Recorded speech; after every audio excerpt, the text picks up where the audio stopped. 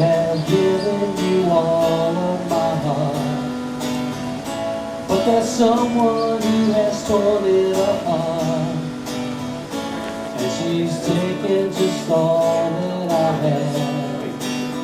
If you wanna try to love again.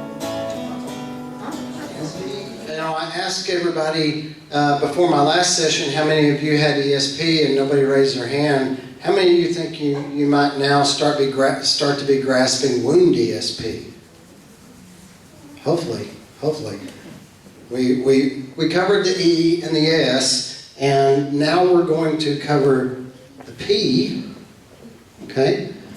And so when we look at our algorithm of managing a patient with a chronic wound, we've worked our way through here. We've addressed systemic factors that may affect wound healing. And now we need to focus on preparing this wound bed to heal and selecting the appropriate products to provide an environment that's conducive to healing, okay? And so another systematic approach to wound bed preparation and topical dressing selection is a mnemonic that we call DIMES, okay?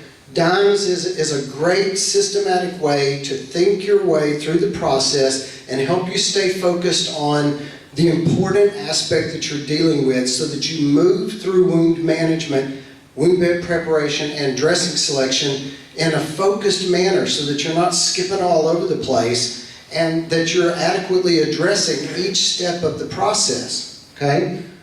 So as I ended the last session before lunch, you have to make sure that your goals are realistic. And as hard as it is for a lot of us nurses, you know, we like to think we can fix everything. And you know, I think that's admirable, but when it comes to wounds, it's really important that you maintain or set realistic goals. And despite everything we do to try to help patients heal their wounds, healing may not be realistic or even appropriate in some situations. As I mentioned, if the patient is the focal point of the treatment team, they are the most important member of the team when it comes to wound healing. And if you don't have the patient on board and they're not doing their part, is healing really realistic? And I think, you know, I learned this lesson many years ago with a patient, and, you know, my automatic assumption a few years ago was that I was a wound specialist, I was certified, I knew what to do, you know, and I went to a patient's house. A doctor actually called me from his office, and it was a paraplegic guy, and he said, "Clay, I just had this guy come in, and he's got this really bad pressure ulcer on his bottom. It was on his ischial tuberosity. And he said, I want you to go out there and see what you can do to help him." So I said, okay. So I went out there and I looked at his wound and I started telling him, you know, okay, here's what we're going to need to do. I'm going to need you to do this and that and this and that, and here's what I'll do. And he stopped me mid-sentence and he said, "Whoa there, cowboy. What do you think you're doing?" And I said, "Well, I'm trying to tell you what we need to do to get this wound healed." And he said, "That's not what I told that doctor I wanted." And I said, "Well, what'd you tell him you wanted?" He said, "I told him I wanted somebody to come out here and teach my girlfriend how to change these dressings." And I said, "So you don't care if this wound heals?" And he said, "No." In his mind, he didn't see it. He didn't feel it. He just didn't want to be sitting in goo, you know. He wanted somebody to be able to change his dressing. And so, you know, that taught me an important lesson, especially when it comes to managing a patient with a chronic wound. Always ask up front the patient. Ask them, what do you want to have happen with this wound? What is your goal? Because did it matter what my goal was? And should I have assumed that that was his goal? And if so, if my goal was to heal this wound, and I put that as my goal on the plan of care, would I have ever accomplished that goal? No. Instead, the plan of care, the goal on the plan of care was to teach the patient's family member how to change the dressing. And then there was no assumption of wound healing. He didn't want wound healing. He didn't want to do all that stuff that he was going to have to do to promote wound healing. And I think if you start having that conversation with your patients, and if they do say, I want this to heal, I want it healed, then that's when you need to have an open, honest conversation about, okay, well then here's what we're going to need to do. Here's what I can do as part of the team. Here's what I'm going to need you to do as part of the team. Will you do that? Can you do that? And if you tell them everything they need to do, again, I found out a lot of times when I started lining out, here's what I'm going to need you to do. You're going to have to do your part. When I told them that up front, they would say, I'm not doing that. I don't want to do that. And then I would say, okay, well maybe healing's not really what we want. How about if we work on keeping this wound from getting worse? Managing the drainage, managing the odor, things like that that are going to make your quality of life better. Maybe that's a more realistic goal.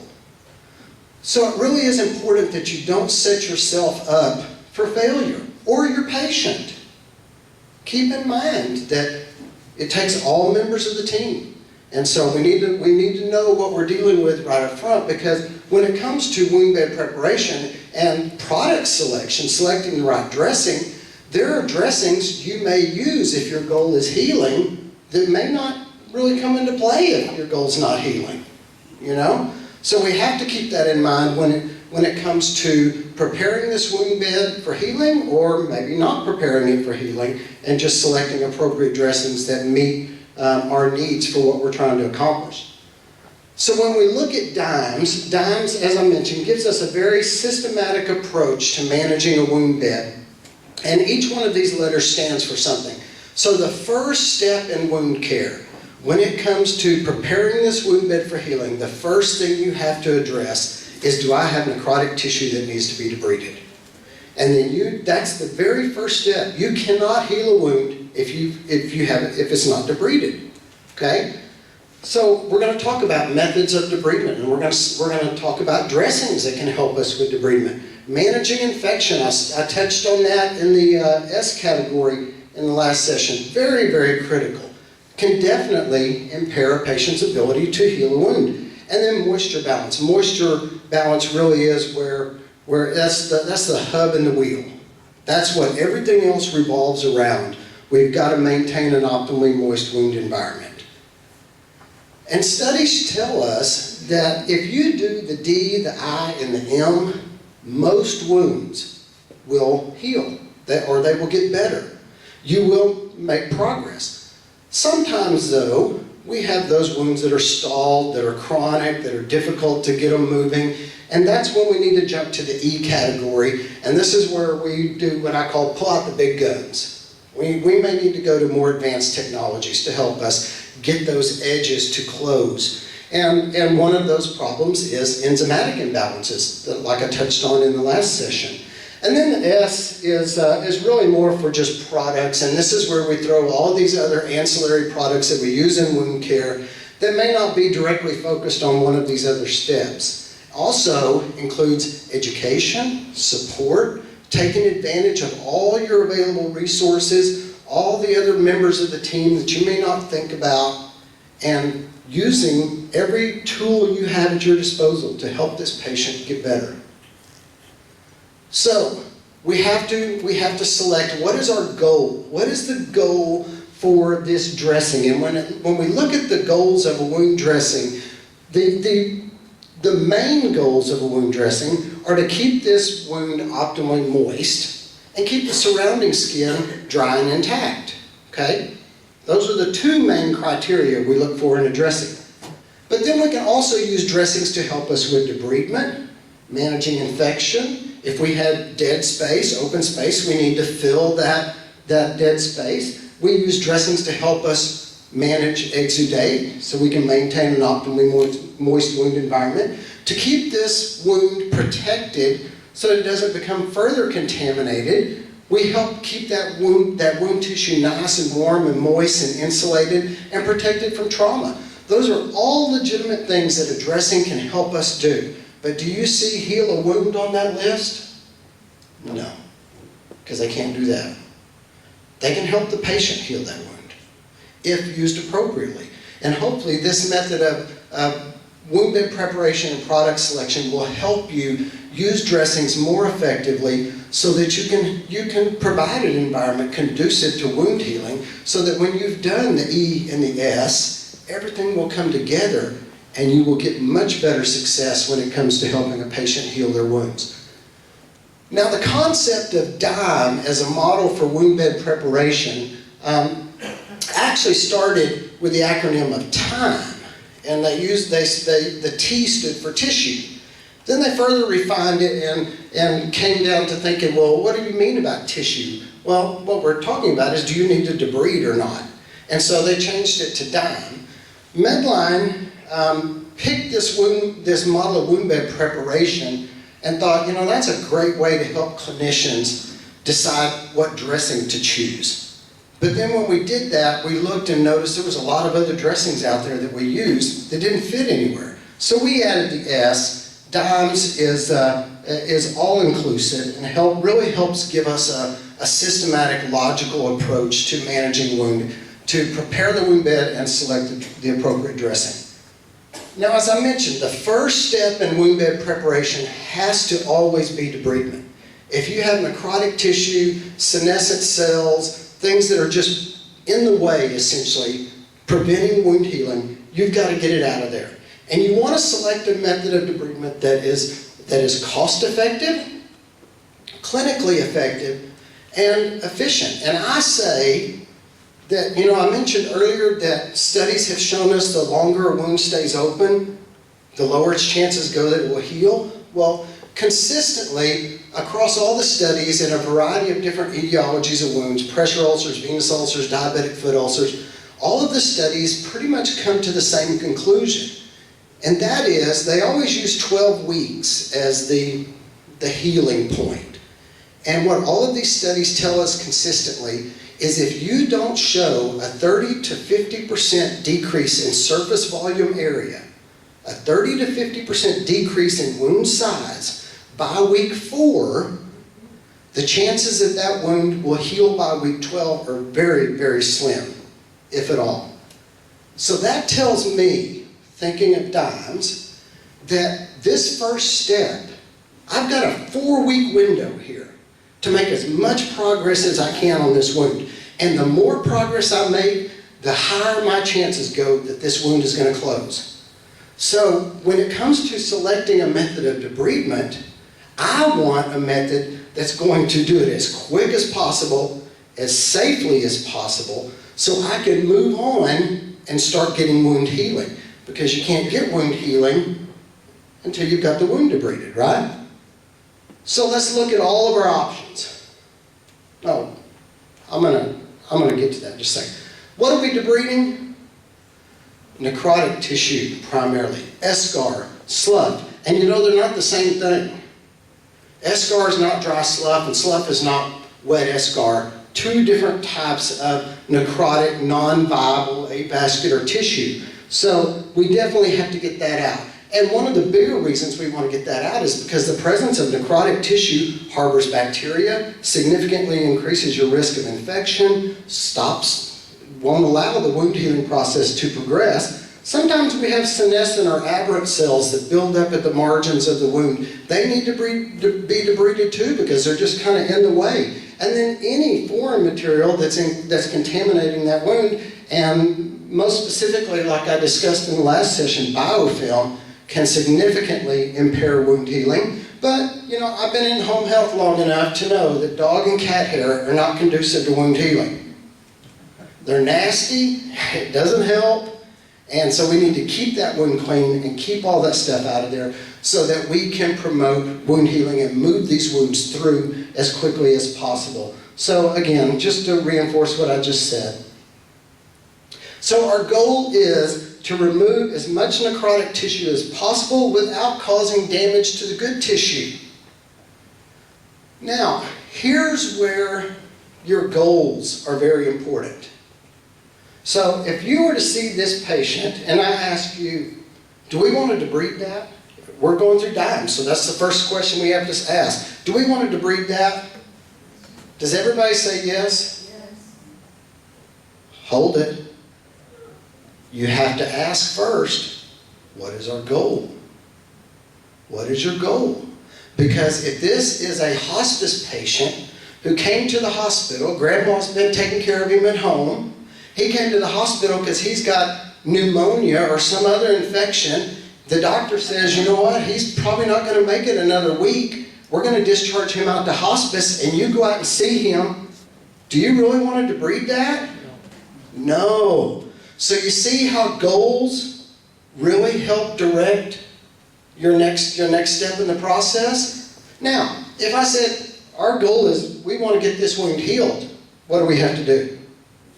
We have to debride that, yeah. And we want to do it as quickly as possible and as the most cost-effective, clinically effective means that we can.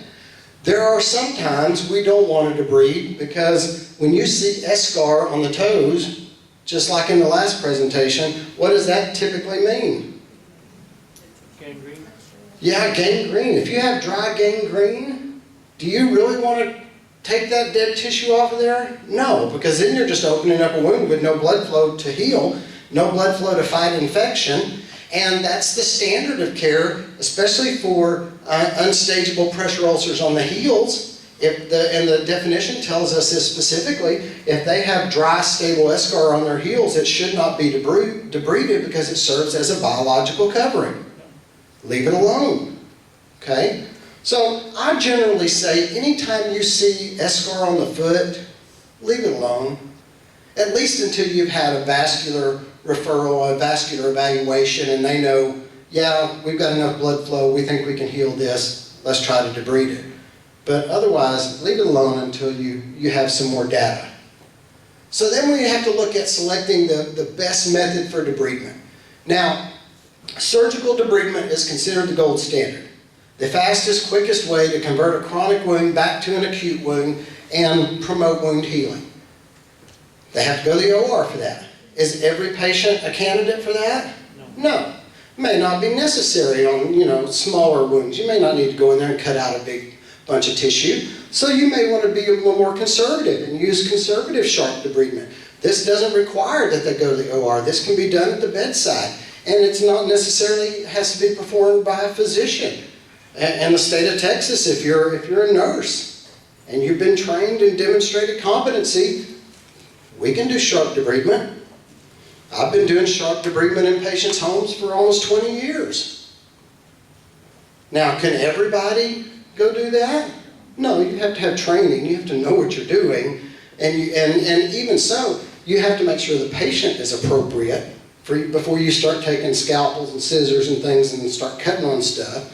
You have to make sure that that's appropriate for your patient because, there is the potential to do harm there. So other options, mechanical debridement. This is probably one of the older ways that we've debrided wounds, and this includes ultrasonic debridement devices fall under this heading. Pulse lavage and whirlpool. Don't see a lot of that done nowadays, but that is a form of mechanical debridement. Probably the most common form of mechanical debridement still in use are wet-to-dry dressings. Y'all still see those? That is actually the only appropriate use of a wet-to-dry dressing, is if you're trying to mechanically debride a wound, okay? So how does it work? Well, you moisten the gauze, you place it in the wound, and you let it dry, and then you pull it out, and everything that's stuck to that gauze comes with it, right? Good, bad, and ugly. I guess that's a method of debridement. But, it's very harmful to the good tissue. We know that gauze dressings don't do anything to protect the wound environment from contamination. Studies show us that bacteria can migrate through 64 layers of gauze. So if you're using gauze dressings, probably not preventing bacteria from getting in there. They don't keep the wound bed, the temperature optimal. They don't maintain optimal moisture. That's why it's just advocated or just appropriate if you're just trying to debride, because you're not actually trying to heal with this, okay? Here's what the National Pressure Ulcer Advisory Panel guidelines tell us about this practice. That we should use dressings that are less likely to cause pain and or those likely to require less frequent dressing changes. And they give us some options here. And then here's that dressing Dr. Martin was talking about earlier, and it specifies this is not available in the US. Then they say, note, gauze dressings are more likely to cause pain.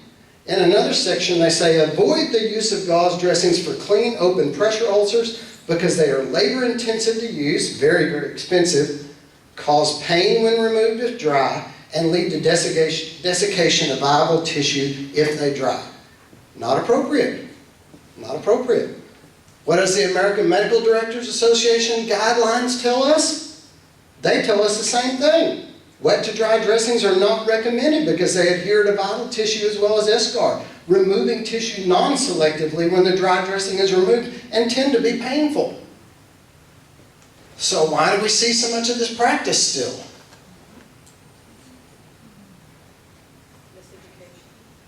And a lot of it's education. My personal opinion is that we nurses have created this monster ourselves. Why? Because I would venture to guess there are not very many, if you've ever done wet to dry, that have truly done wet to dry. Because what do we do when we go in there to take that wet to dry dressing out? We wet it. Did the order say to do that? No.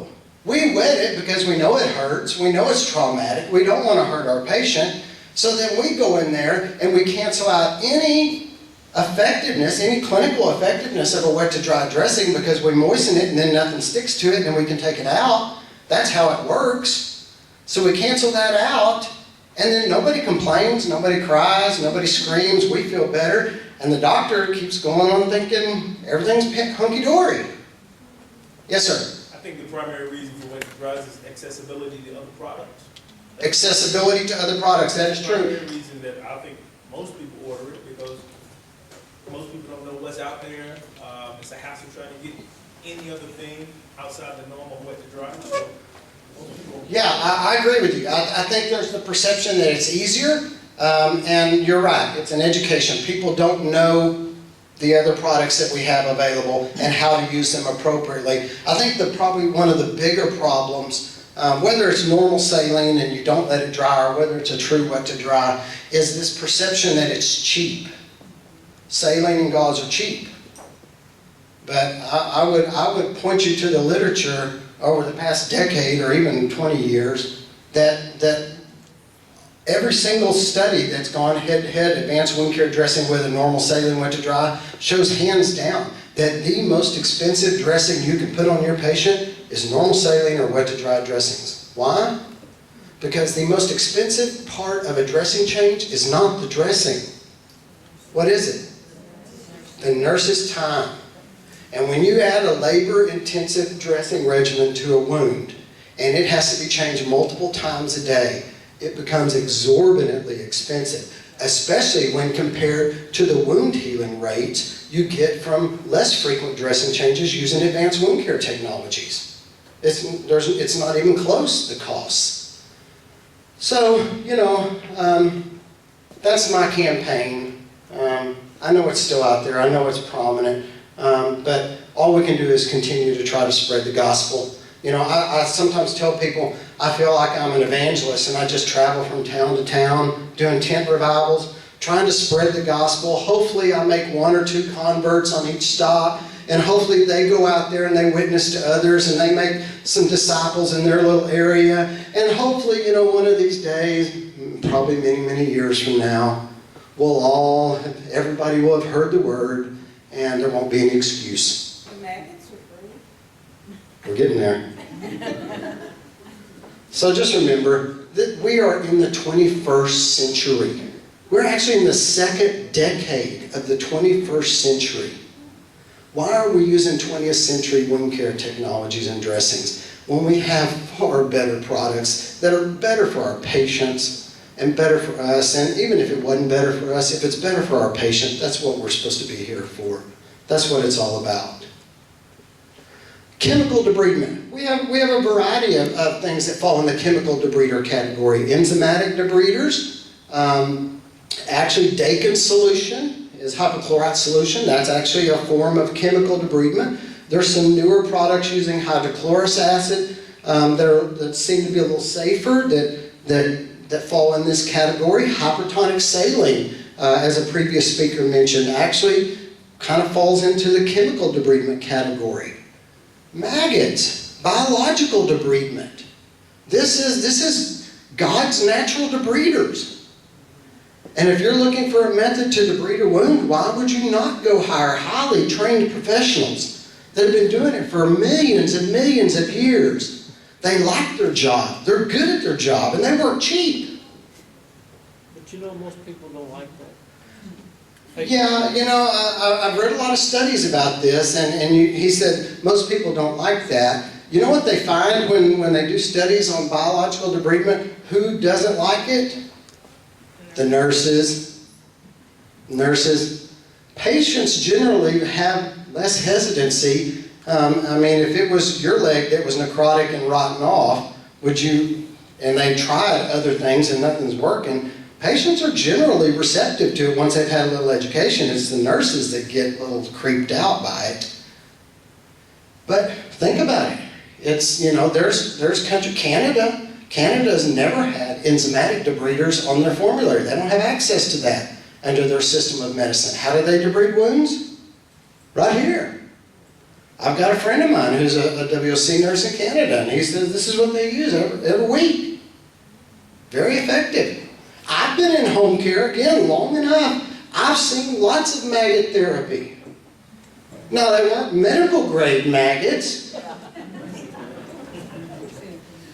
But, you know, you go to a patient's home and you take that dressing off and you see things crawling around. You call a doctor and say, hey, we got a problem. He needs to come in now. What do they say? Oh, we're full. We don't have an open until next Friday. You know, and by the time they get there, well, they've already grown up and flown away. And then the doctor wants to know why you sending them here. Everything looks beautiful. Now, this is a treatment. You don't put these in there and wait till they grow up and fly away. Okay, it's usually a 2-day treatment. You have to order them. They overnight them to you. And you have to use specific dressings to keep them in place. It has to be a non-occlusive dressing because they have to breathe while they're working. You don't want to suffocate them. And then you remove them. Yes, ma'am.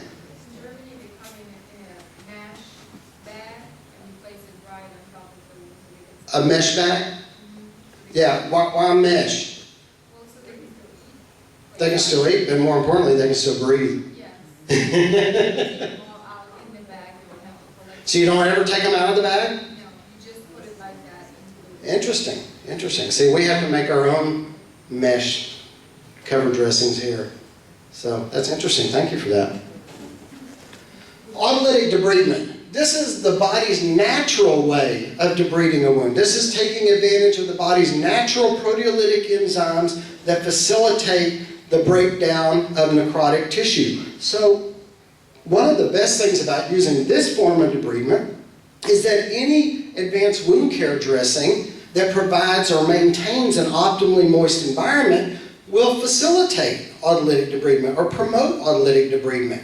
Now, one of the limitations of this is that it is completely dependent on white blood cell activity, neutrophil and macrophage activity. And so if the patient doesn't have a white count or they're immunocompromised, do you think you're going to get any autolytic debridement?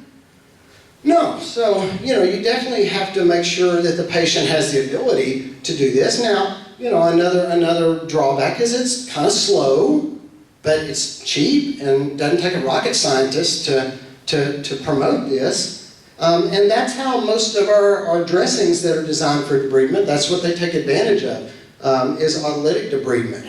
So we've got some options here. If, you know, surgical's not appropriate, conservative sharp's not appropriate, you're creeped out by maggots, you know, if you don't want to take advantage of some of these other methods, if maybe their insurance doesn't cover prescription products, so you can't use an enzymatic, or whatever the case may be, just know we've got lots of options. There's lots of ways to debride a wound. Polyacrylate therapy has been around for many, many years now. Very safe, very effective. It's a blend of autolytic and polyacrylate debridement. And these products take advantage of these polymers called polyacrylates that have a real high affinity for large protein molecules. So at the molecular level, it's a positive negative charge thing.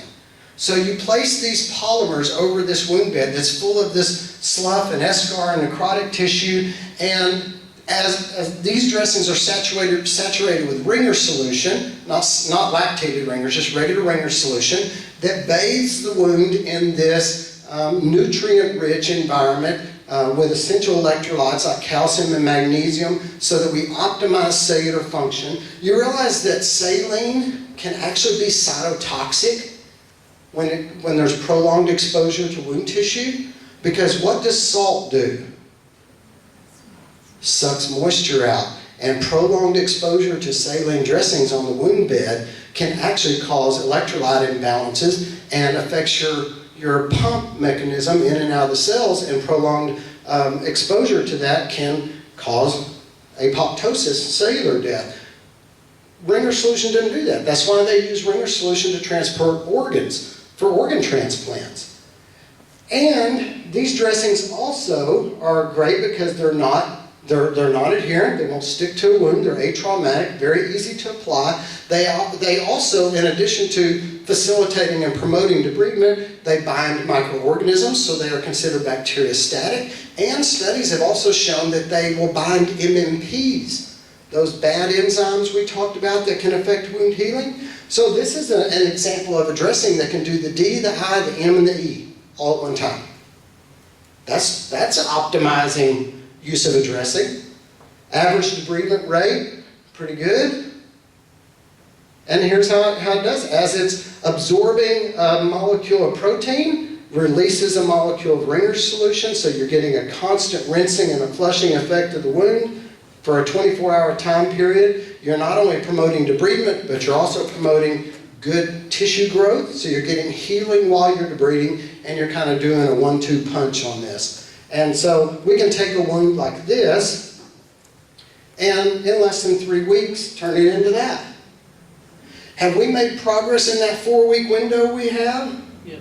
Yeah, and so that significantly increases our risk that we're going to get this wound healed in a timely manner. So these are other more recent case studies that have been presented at national conferences. That's 14 days, 2 weeks. And you can see not only debridement, but good tissue granulation. This one is 20 days, so about 3 weeks. That's a fasciotomy. And you can see all the tissue growth. Now this is a great example. There's not a whole lot of necrotic tissue in there, if any. So the other benefit of these dressings is that it's not just for debridement, actual for tissue growth as well. A newer player on the scene in advanced wound care is the reintroduction of honey. This is medical grade honey. And this type of honey, it's Manuka honey, is produced by bees that pollinate a specific plant that's only found in a specific area of the world, New Zealand, that creates this species of honey we call Manuka honey. Why do we call them that? Because they pollinate the Manuka bush. And this is the honey that's been shown to have the most medical properties, medicinal properties. So how does honey work? Well, first off, I have to again reemphasize, this is medical grade honey. This is not food grade honey. I know y'all make some great honey down here in South Texas, but don't tell your patients to go to that roadside stand and get the local honey because it's better. Not the same. Food grade honey is notorious for containing Clostridium spores. You can eat it, but you don't want to put it in an open wound. Okay? How does honey work? Well, honey works in a number of ways. First off, honey causes an osmotic fluid shift. The high sugar concentration at the cellular level causes a fluid shift. It actually pulls fluid from the surrounding cells and interstitial spaces from the lymphatic system to really help you flush this wound out and to help with debridement. Okay? It also, honey, as it breaks down, produces peroxides, which are naturally occurring in the wound environment anyway, but we can really boost that process. And as you see, peroxides help to activate MMPs. In the inflammatory phase of wound healing, MMPs are great. We need that because they break down collagen and extracellular matrix to help clean things up. So that's great. So honey, it's probably most commonly used for debridement, but I want to emphasize that honey is not an active debrider. It's not like an enzymatic that's actively digesting necrotic tissue. What it does is it supercharges the body's natural autolytic debridement processes and helps facilitate more rapid debridement. Along with this fluid shift, this osmotic reaction, you should expect to see the drainage increase. You should expect to see your wounds drain more when you're using honey. So you may need to accommodate that by using a more absorptive secondary dressing. Okay? If you don't, you're going to be changing dressings more frequently. Okay? Also, the pH of honey is very, very low, between roughly 3 and 4 on the pH scale. And what that does is it lowers the pH of the wound environment. First off, bacteria need a pH between 6 and 8 roughly to survive. So it creates an environment hostile to bacterial growth. Doesn't kill bacteria, but it creates an environment kind of much the same way we use acetic acid. That's what we use. Y'all use acetic acid?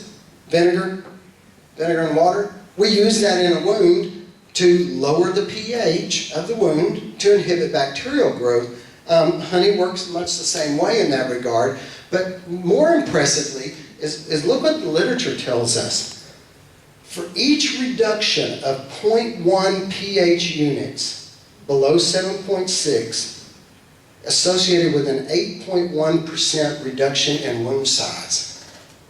So when you lower the pH of the wound, wounds heal. You can promote, facilitate healing, and you can get these wounds to start closing much more quickly. And that's what we want. So these are just some examples of the use of honey. This one's in a pressure ulcer before the use of honey, and this is after 7 days. That's what you'd like to see, right? Something that works very quickly, helps you get this mess cleaned up, help you growing tissue so that you can get as much progress in that first 4-week window as possible. Hypertonic saline, as a method of chemical debridement, actually kind of works in a similar fashion to honey in that this hypertonic saline creates an osmotic fluid shift. It pulls fluid from the surrounding tissues. So just like with honey, if you're using hypertonic saline products, you should expect to see your wounds start draining more. Now, as that happens, you definitely need to use more absorptive cover dressings, or you should expect that you're going to be doing more frequent dressing changes. And in some settings, maybe home care, that may be not what you're wanting to do. You're trying to decrease dressing changes instead of increasing them. So we have to look at all of these options and select what's most appropriate for our situation, for our patient, and for their particular wound, and what is our goal. Once you've got this wound cleaned up, or maybe you look at a wound and you do your assessment, and when you first look at the wound, you've done the S, you first look at your wound, the first thing you need to decide is, do I need to debride this? Maybe you look at this wound and you say, what, it's pretty clean, I don't need to debride it. Well, then you go to the eye and you assess it for signs of infection. Because as we discussed previously, infection can impair or impede wound healing. So the eye in DIMES tells us we need to next look at the infection component or inflammation, because we know that's going to significantly impede wound healing. Now, as I mentioned in the last session, all chronic wounds are contaminated with bacteria, and that's not necessarily a problem. That actually stimulates wound healing, just like normal flora bacteria in our body stimulates us to function normally. You would have a very difficult problem digesting and absorbing food if it weren't for normal flora bacteria in your gut. And if you've ever taken antibiotics that killed off your normal flora, you know it causes lots of unpleasant problems. That's one of the treatment problems they have with patients that have C. diff. That's why they do fecal transplants nowadays. Anybody ever done a fecal transplant?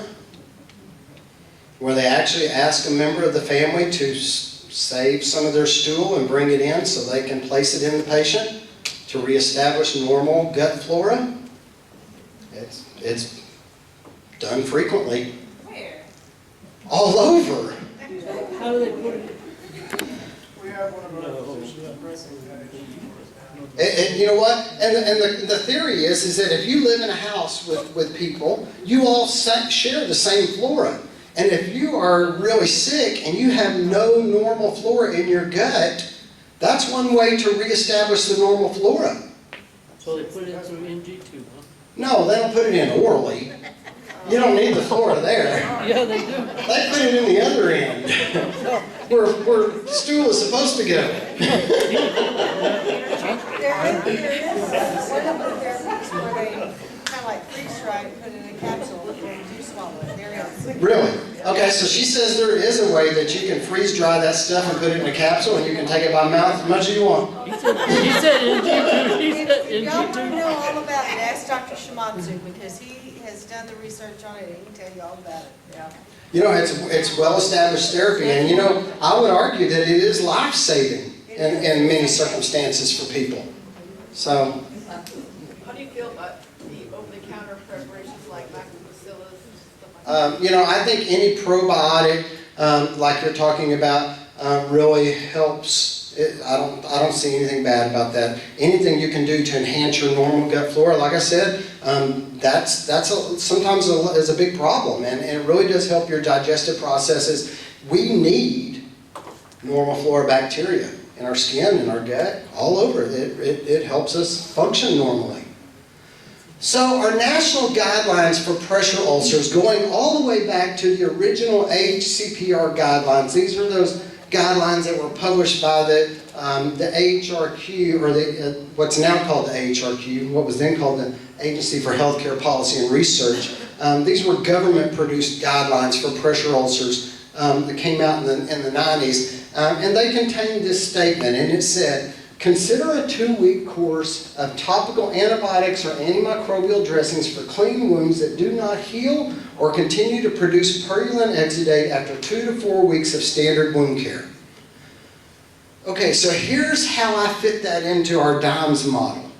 So if you're at the M and you're just, you debrided this wound, you didn't see any signs of infection, you're just using dressings that keep the wound bed optimally moist, and you've been doing that, I would say don't go 4 weeks. I think that's a little too long. But if you've been doing that for 2 weeks and this wound's not making any progress, what that tells me is I need to back up to the eye.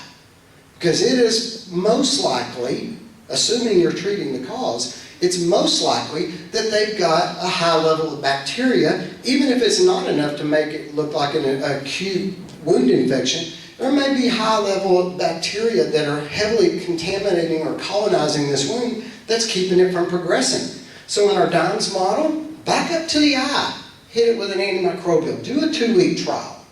See if that doesn't stimulate wound healing. It may, a lot of times it does. How many of you guys knew that MRSA now kills more people in the United States than AIDS? Yep. And we kind of touched on this in the last session when we were talking about spider bites, but this is a huge problem. And antimicrobial or antibiotic resistance is a huge problem in the United States. And it's growing every day because we indiscriminately just throw antibiotics on everything. And you know, they have now identified 2 strains of MRSA that are resistant to bacitracin and neomycin. Why do you think that happened?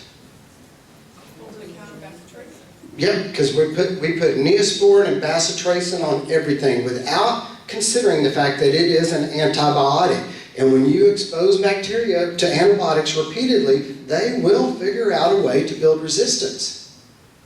We have, I've been watching this one for about 5 years. About 5 years ago, I read of a case of gonorrhea in Japan that they had found that was resistant to all known antibiotics. A couple of years ago, I saw another news story, and they said it had already spread to several continents. Hadn't been found in North America until a few months ago. And now we've had 9 confirmed cases a few months ago in North America of gonorrhea that is resistant to all known forms of antibiotics. That's a problem. Yep. That's a pretty common sexually transmitted disease. And in the United States, whether you know it or not, our sexual transmitted disease rate is exploding. And don't just think it's the young teenagers, because you know which age group has the highest rate of STDs that far exceed your teenagers and younger 20s? Your elderly, 65 and above. 25% of all AIDS cases in the United States are in the 65 and over population. That's a good sign. I mean, that's a good sign. He said that's a good sign.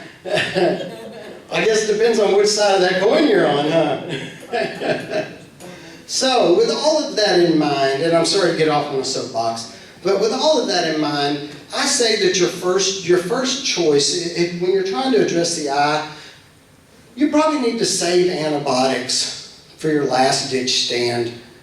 Use some of your topical antimicrobials. We have some very broad spectrum antimicrobial wound care dressings that are safe, that don't have a resistance problem, that don't have allergy issues, more cost effective, and they come in all shapes, fashions, and forms, so you can manage any wound bed, whether it's shallow and dry, shallow and wet, deep and dry, deep or wet. Whatever you need to do to maintain an optimally moist wound environment, you can do it and kill bacteria at the same time. You can do the I and the M together.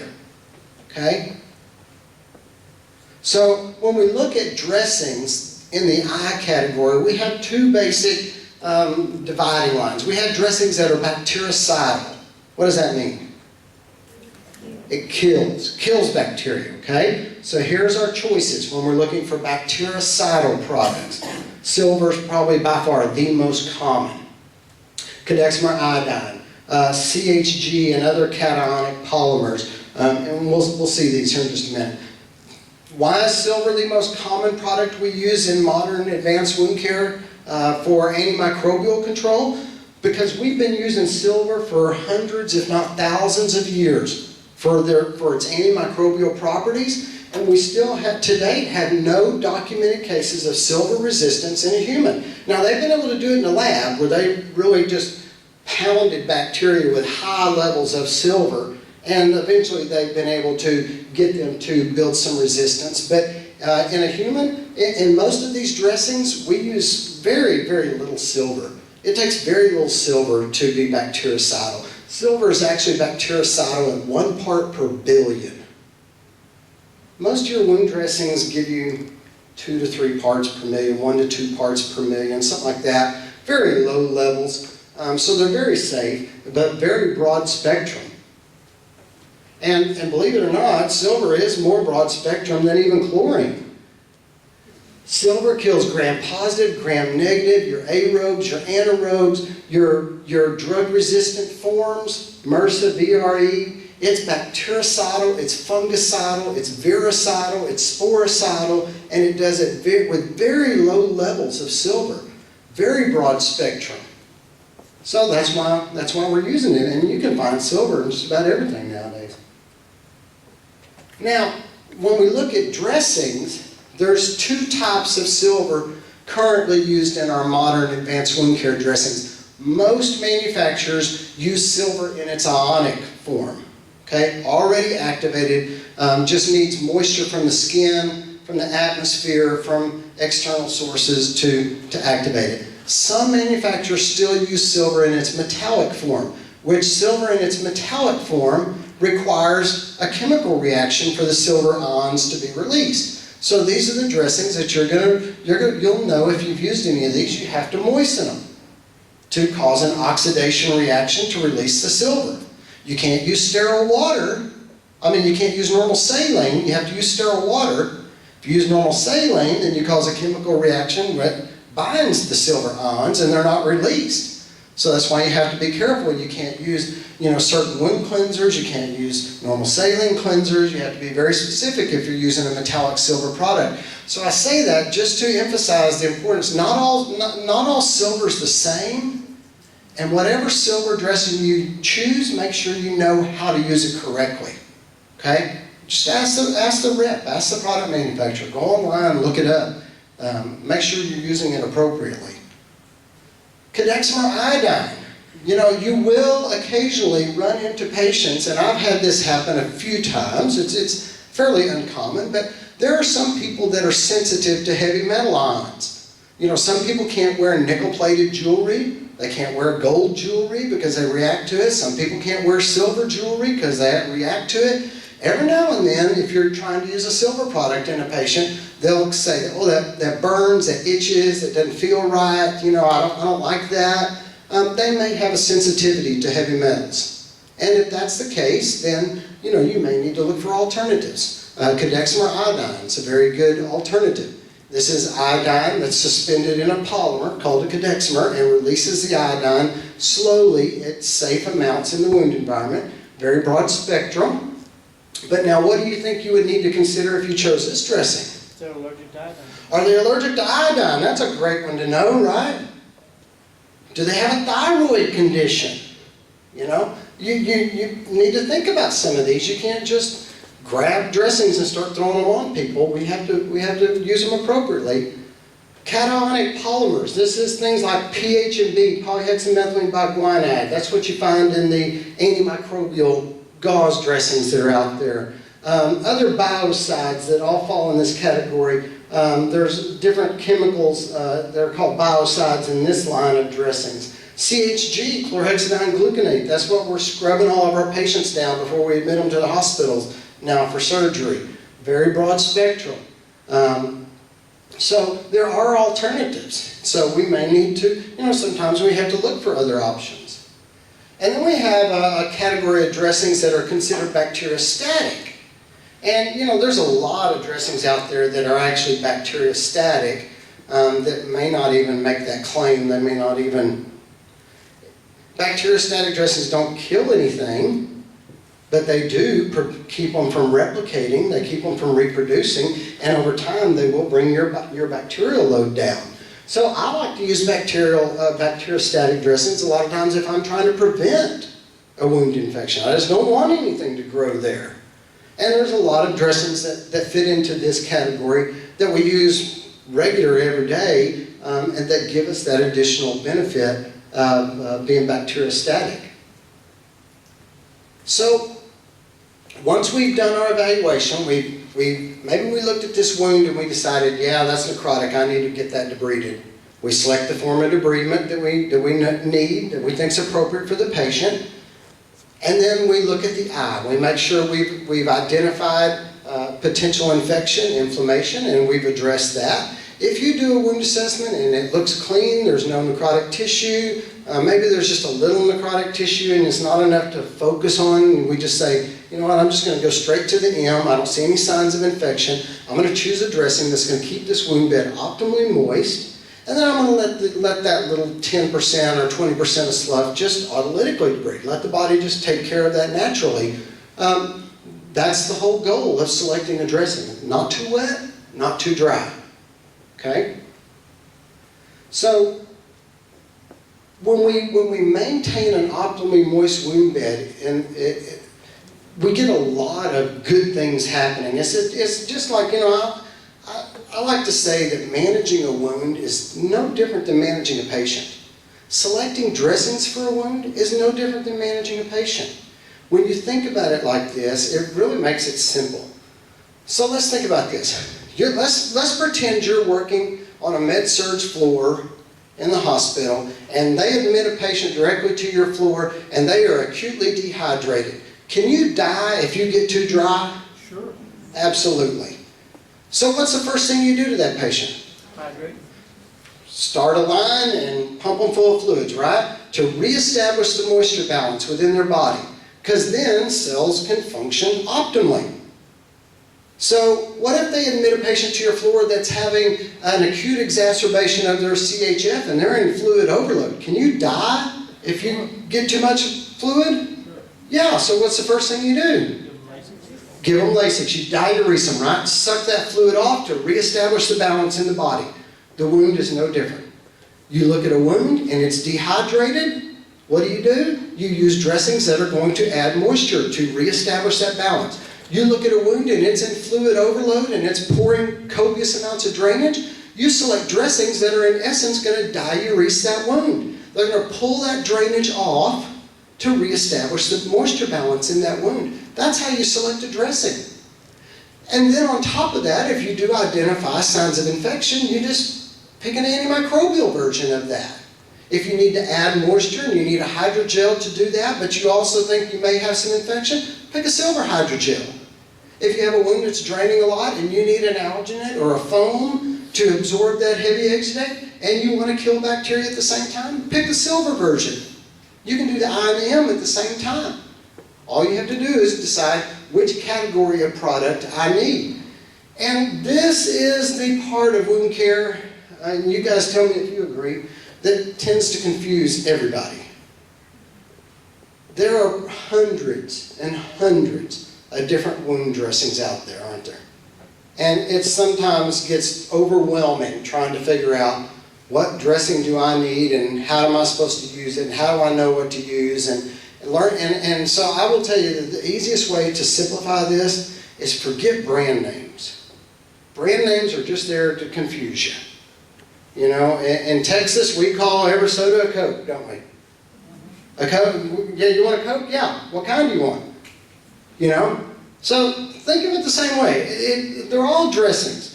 There's a bunch of different types of transparent films. There's a lot of different brand names. But when it comes down to it, all you need to know is, do I need a transparent film? And if so, then you go pick the one that's available to you at your facility. Brand names just confuse people. Okay? So I like to learn product categories, and this is what I'm always thinking about. And, you know, people call me for recommendations. I'll say, okay, sounds like you may need a foam. You may need an alginate. What do you have available? And then they usually say, I don't even know what an alginate is. What does that mean? Right? So then you just have to familiarize yourself with what's available at your facility. Transparent films were actually, believe it or not, our first advanced wound care dressing. Came out many years ago, really started the whole advanced wound care dressing craze. And don't you wish you were the person that saw nurses bringing saran wrap from their kitchen and putting it on their patients' wounds and thought, I'll just stick a little adhesive on the back of that and make myself a millionaire. Little more refined than saran wrap, but that is actually where they got that's where they got the idea. Nurses are great about bringing kitchen products and putting it in our patients. You know, we still do it today, although I say bleach is for laundry and vinegar is for salads and you should never put it in your patients. Still fairly common. So transparent films were designed to maintain an optimal moist wound bed for wounds that were dry to minimally draining, because they weren't initially designed to have any absorptive capacity. We have some available now that do have some absorptive capacity and are a little more versatile. They can be used as a primary dressing. They go directly on the wound bed. I find that people seem to overlook the use of films nowadays. If you have a shallow, dry wound, you know, a partial thickness, as long as their skin's not fragile and they can tolerate it, the use of a film, just put a film over there. It literally just mimics the body's natural process. It essentially forms an artificial blister. That's how it's designed to work, and works very well when used appropriately. Good long wear time, up to 7 days. Again, you can get transparent films with or without silver. You need to make sure that, you know, the moisture stays right within the margins of the wound. When it starts expanding out to the side or the dressing starts leaking, that may be time to change the dressing. So they may not last 7 days, but they're indicated for up to 7 days. So what kind of wounds would you use a film on? A shallow wound, minimal drainage. You can use it as a primary dressing, or if you have a deeper wound, you can place a filler, something to fill the dead space, and you can cover it with a transparent film. It can be used as a secondary dressing as well. Okay? I use it a lot in areas where I need to keep the dressing waterproof and bacteria proof. So I like to use transparent films, especially when I'm working on somebody's bottom and I know they're going to be incontinent and I know I'm going to have potential for contamination. I'll use these a lot as my secondary dressing, and some companies even make this on a roll like tape. So I use it instead of tape, and I use just a transparent film. Do you have a question? Would that be the same as a tegaderm, or is that an adhesive? Oh, okay, there you go, good question. Yeah, Tegaderm's a brand. I think actually the first brand that came to market was OpSite, and then Tegaderm, and there's SureSight, there's all kinds of It's brands. not considered an adhesive then. Yes, it is very adhesive. Okay. So, but you had said earlier about not using adhesive. Well, and that's why I said just a minute ago, so if your patient's skin can handle it and it's not fragile, this would be appropriate. But, so you always have to temper that, make sure that this is appropriate for your patient, because that is one of the drawbacks of a transparent film, is they are very, very adhesive. So, if we're doing a skin tear, would that be appropriate? No. Used to be, but not advocated in the wound care literature for at least the past 8 to 10 years. It's actually discouraged. The most recent consensus statement that came out a couple of years ago, an international consensus group published a paper. They actually have a new website because they have a new classification system for skin tears now. I think it's skintears.org. On their consensus statement, it specifically says in there, you should avoid adhesives. That's not considered standard dressings that you should be using nowadays. So then, hydrocolloid dressings. This is what everybody calls a Duoderm, right? Like every soda's a Coke, every film's a Tegaderm, every hydrocolloid's a Duoderm. I had a friend of mine in El Paso. He said he was, a couple years ago, he was talking to a group of nurses, and he kept saying hydrocolloid, and one of the nurses looked at him and she said, what do you mean? And he goes, like a Duoderm. And she goes, I don't know. She said, are you talking about squares? And he said, I don't know. And she said, he showed him one. She goes, oh yeah, that's a square. We call those squares. So I guess every area has its own lingo, that further confuses things and complicates things. But these are squares, but they also come in other sizes and other shapes, okay? So these are indicated for dry to moderately draining wounds. So that they, unlike a transparent film, these do have some ability to absorb drainage. They are waterproof, they're bacteria-proof, they are very adhesive. So again, you have to, I had someone a week or so ago tell me they were wanting to use these on a skin tear, and I said, I don't know that I would recommend that, because that's pretty aggressive adhesive. So they are indicated for either shallow, either partial thickness or full thickness wounds, as long as it's shallow. You'll notice I don't have them indicated on here as a secondary dressing, and that's because, not that it's wrong, because I know a lot of people that do it commonly, they'll put an alginate in a wound and they'll cover it with a hydrocolloid. It's not necessarily wrong. I think that's just an expensive cover dressing. And I think you could probably find something a lot more economical to do the same thing. But if you do that, I'm not saying it's wrong. I'm not saying you're a bad person. I'm just saying I used to be an administrator, and I think dollars all the time. I'm always trying to think, let's keep things as economical as we can. So, you notice here this statement says, use with caution on immunocompromised patients. I probably should have also said / arterial wounds. And here's why. Because these dressings are fairly occlusive. And when you have a patient that's immunocompromised or a patient with perfusion issues, you're talking about a low oxygen environment in the tissue. When you block out all atmospheric oxygen, it provides a really good breeding ground for anaerobes. And you can get a lot of anaerobic infections. So again, we have to temper our dressing selection with what's appropriate for our patient. Again, with or without silver, comes in all shapes and sizes. Generally, we say these are primary dressings, and they're for wounds that are no drainage or fairly dry to up to moderately draining. They are indicated for up to 7 days. Again, they may not last 7 days every time, depends on the drainage level, but they are indicated for up to 7 days. General rule of thumb I go by is if you're changing a hydrocolloid dressing more than 3 times a week, or maybe even 3 times a week, it's just probably too expensive. You can probably find a better way to manage that wound exudate more cost effectively, and maybe you need to go, if you're changing it that often, you probably need something more absorptive so that you can extend your wear time. Hydrogels. Hydrogels are designed to donate moisture to a dry wound, to rehydrate that wound. So this is your dehydrated patient. We want to pump up the moisture and reestablish the moisture balance. They come in different versions. They come with or without silver.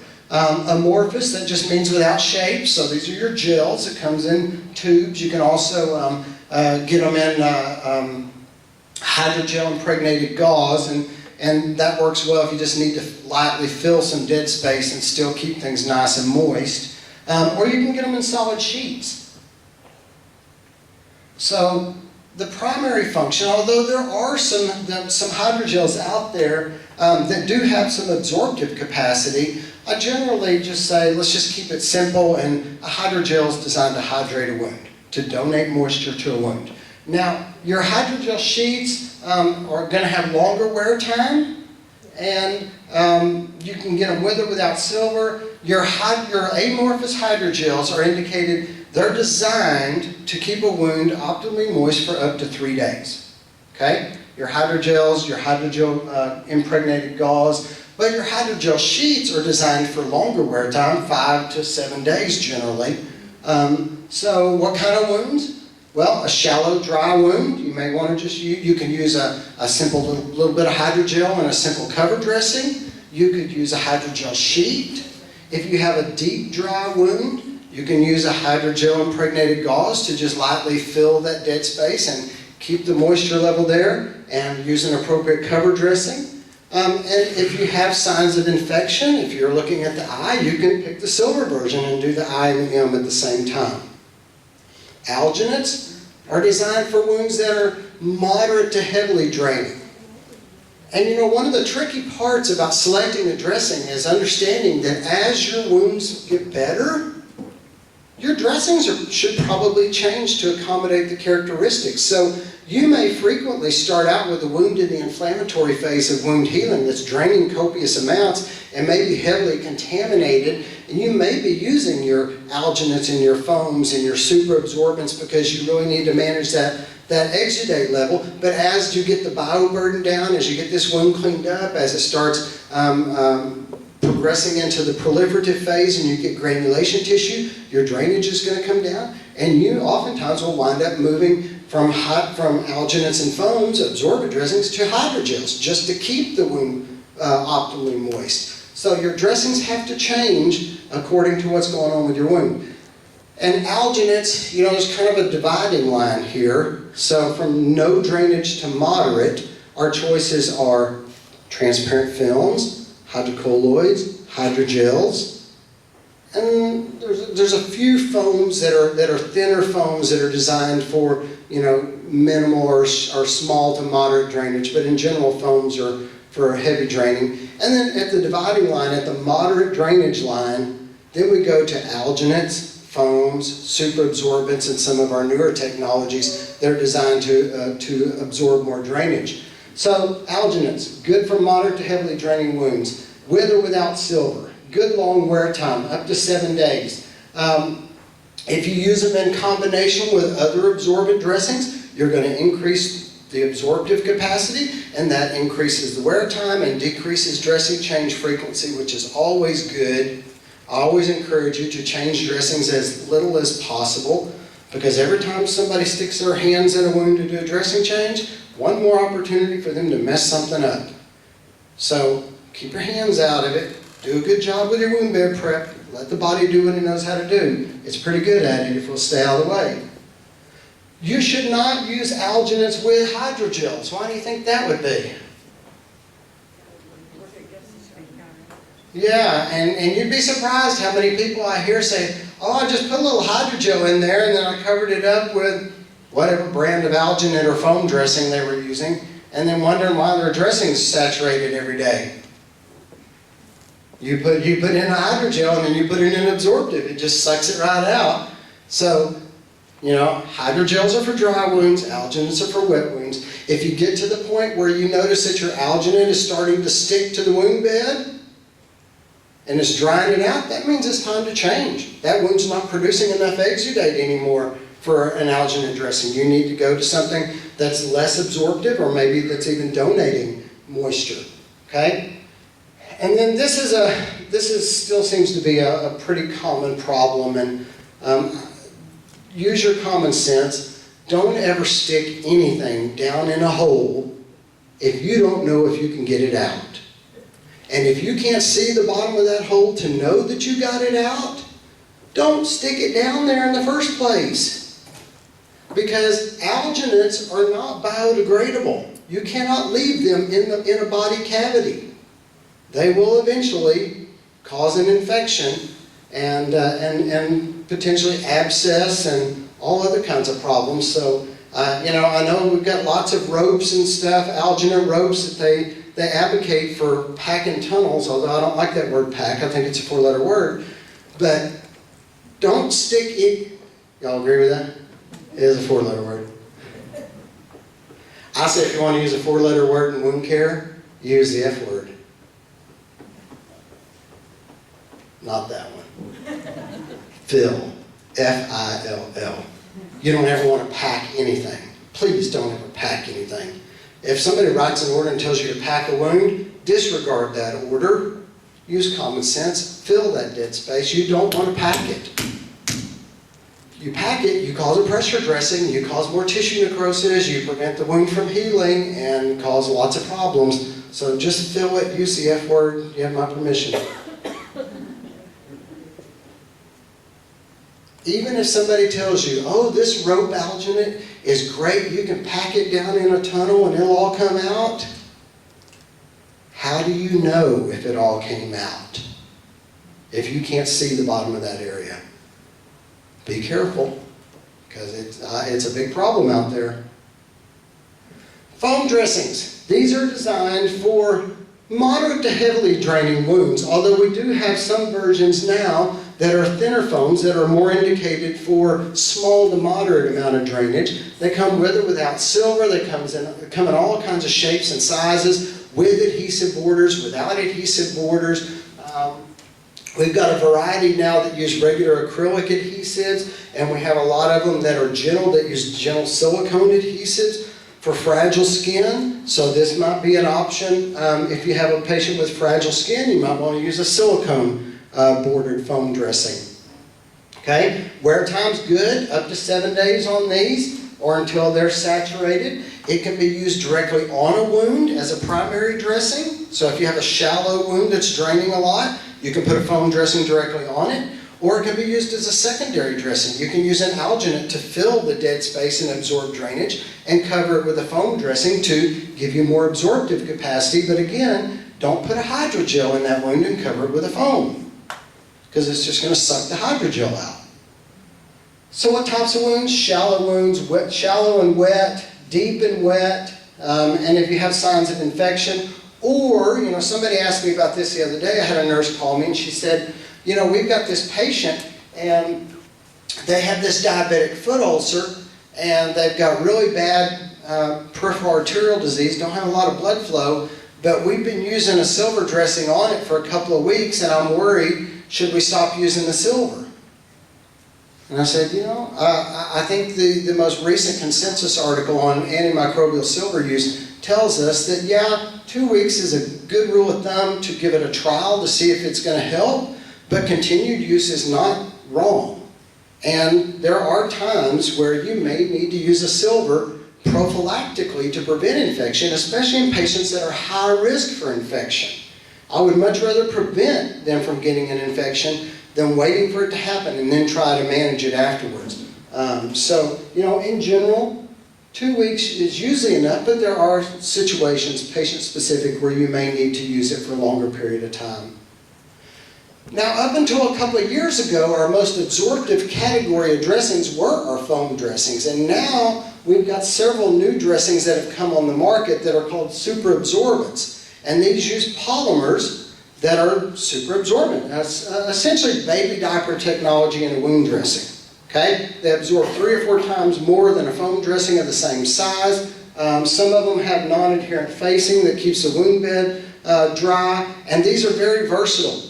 So some of these, you can use them as a primary dressing in a shallow, wet wound. You can use them as a secondary dressing in a deep, wet wound. They can also be used under compression bandages, which is helpful for those venous ulcers, those venous legs that are pouring copious amounts of fluid. And if you put a foam dressing over it, yeah, foam dressing absorbs, but what happens when you compress the foam? It all comes right back out on the skin, right? So that's where super absorbents are really helpful, because they pull that fluid away and they lock it into that core, into these polymers, and it won't come back out. So it gives you good exudate management even under compression bandages. And then we have a few products now on the market that are a hybrid product, but a cross between super absorbents and foam dressings. So they give us the benefit of maintaining a moist surface on the face of the foam, but as fluid is pulled through this foam facing, it's locked into a super absorbent core, and gives us the ability now to put an adhesive border on these dressings. Whereas our previous super absorbent dressings, just a super absorbent by himself, when they absorb, they swell so big, so you couldn't put an adhesive strong enough on it, that would hold it in place without pulling the skin off. Now these combination products, these newer technology products, give us the ability, so we can now put adhesive borders on these and get significantly more absorptive capacity at about the same price. So we're getting much better technology at about the same price as we were getting previously. So really, we've got a lot more tools in our bag now to help us manage the moisture level in these wounds. So these are indicated either as primary dressings or as secondary dressings. Okay? And then the E, enzymes. So we've talked about debriding, we've talked about managing infection, we've talked about moisture management, and like I said previously, if you do those 3 steps, most of the time wounds will respond. Most wounds will get better. But there's always going to be some of those outliers that no matter what you do, it's just stalled, nothing will happen, they're really chronic, and sometimes we need to give them a kickstart. And so that's where we get to the E category, and the E stands for the edges of these wounds won't come together because of a hostile environment. Most commonly, that's a result of protease enzyme imbalances, as I touched on. The first product we pull out in the E category to address this issue are our collagen dressings. And collagen dressings are specifically designed to address enzyme imbalances. Now, as I mentioned, when you get to the E category, these products may be more expensive. These are your big guns that you're pulling out. You're not going to use these on everybody, on every wound. Only on these wounds where you're not making any progress, because time is money. And so if you have to spend a little more money to get progress, it's definitely worth it, because especially Medicare expects to see wound healing. They expect to see things getting better. And the new system of healthcare we're in is all about outcomes. It's no longer about what you're doing, it's what are your outcomes.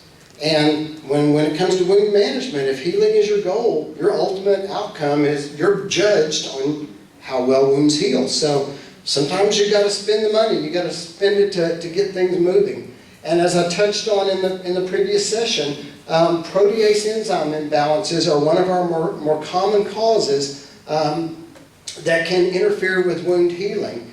When we get high levels of MMPs and low levels of anti-MMPs, we have wounds that become stalled and chronic, and we have to reestablish that balance. And that's what collagen dressings are designed to do.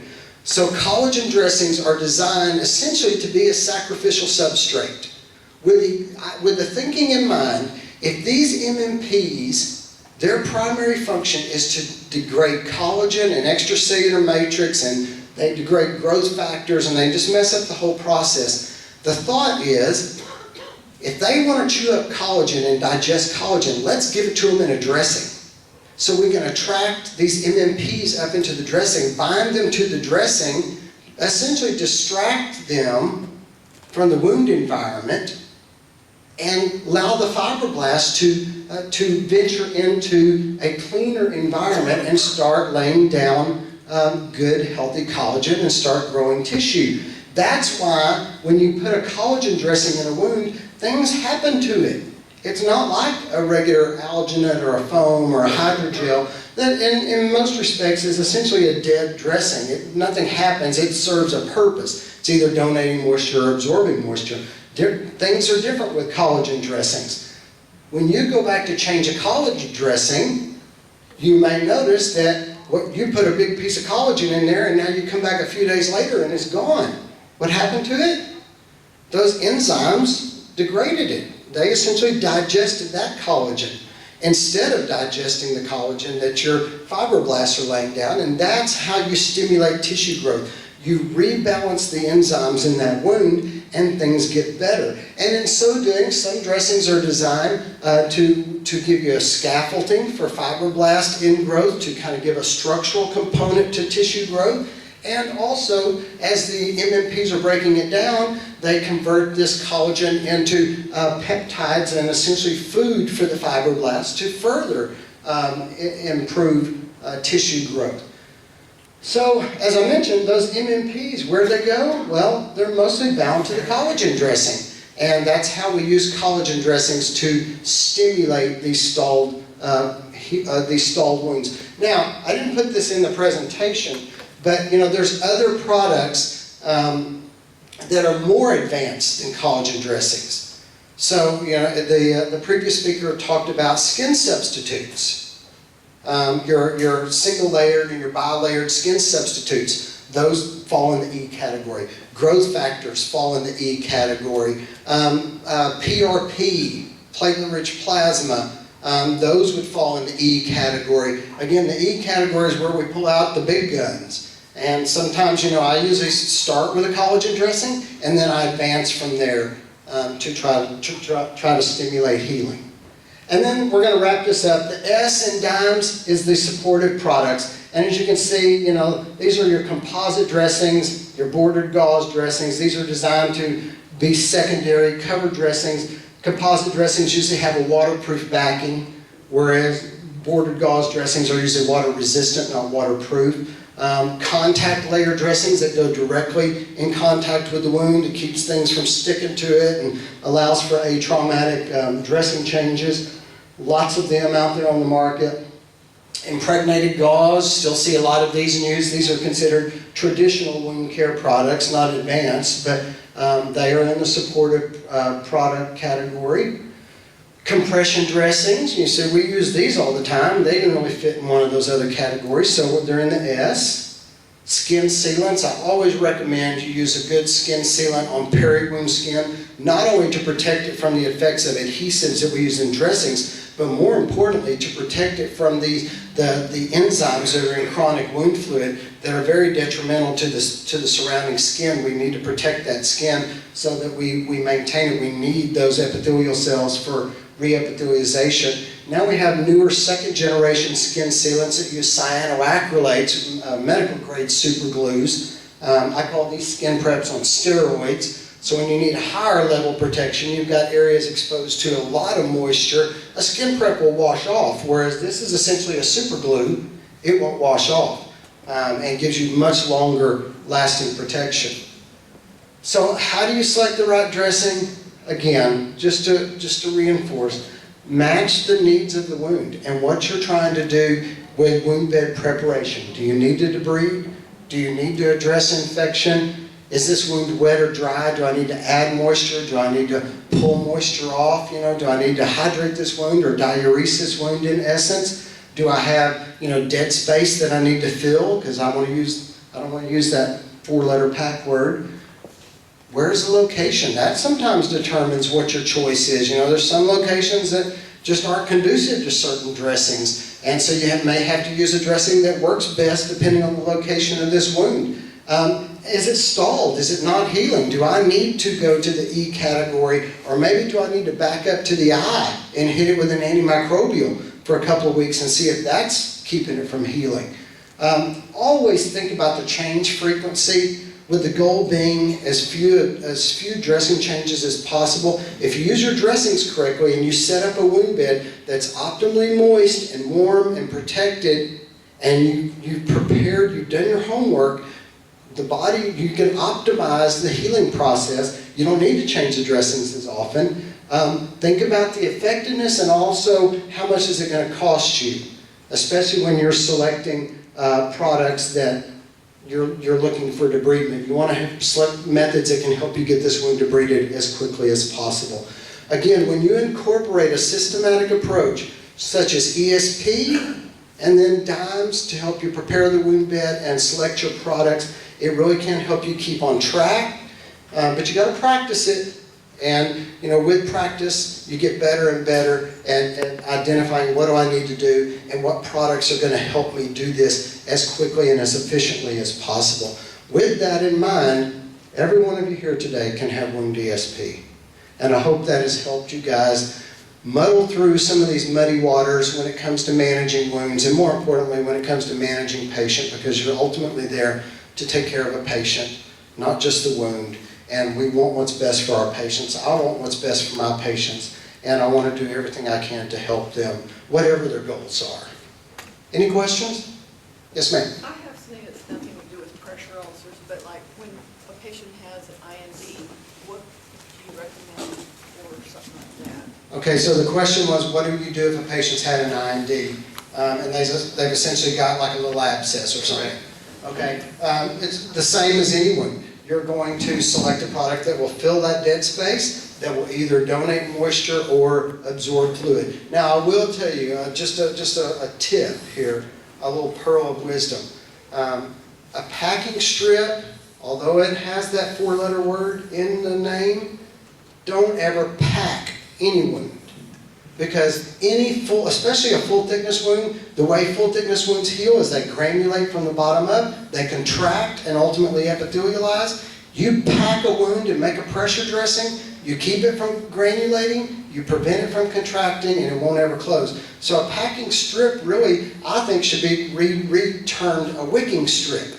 It's only supposed to serve as a wick to fill that space and to wick the drainage into your secondary dressing. But how often do you recommend, cleaning it out or not at all? Or? Well, if you're using a plain gauze packing strip, that's at least a daily application. I think there are ways that you can manage that. We even have collagen dressings, and I failed to mention this. We have collagen dressings now that are made in a rope, so it can help us with those situations where you need to fill something and you don't know how far down it goes and you don't know if you got it out or not. A collagen rope can help you not only reestablish the enzyme imbalance, it can also deliver silver to manage the bacterial load. And the beautiful thing about a collagen dressing is it's completely biodegradable. You don't have to take it out. So you can stick it down in a hole, even though you can't see the bottom, much like you would use an alginate rope or a packet strip, and you don't have to worry about getting it out, because it's all biodegradable. There are ways to take a plain gauze packing strip like you're talking about and making it into an antimicrobial dressing, maybe impregnating it with silver hydrogel so it becomes a 3-day silver antimicrobial dressing, and then you don't have the daily packing issue as well. Thank you. Mm-hmm. All right, thank you guys.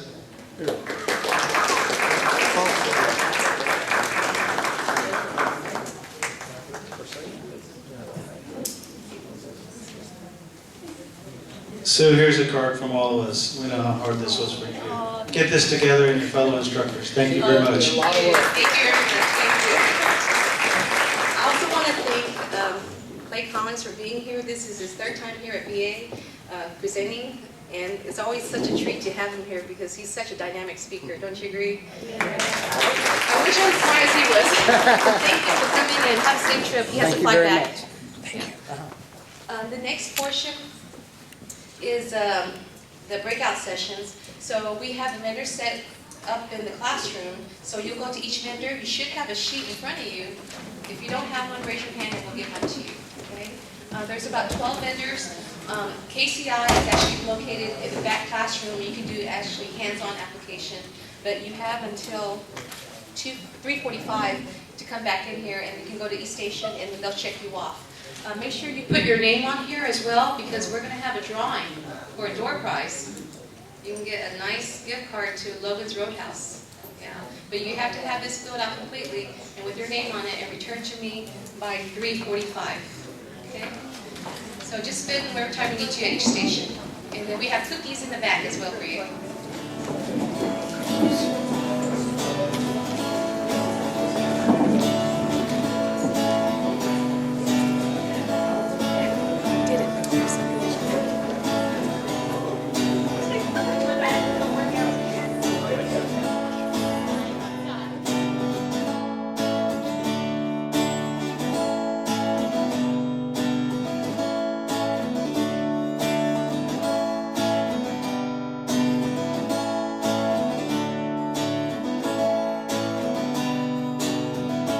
Would have given you all of my heart, but there's someone who has torn it apart, and she's taken just all that I had. If you wanna try to love again, well baby, I'll try to love again, but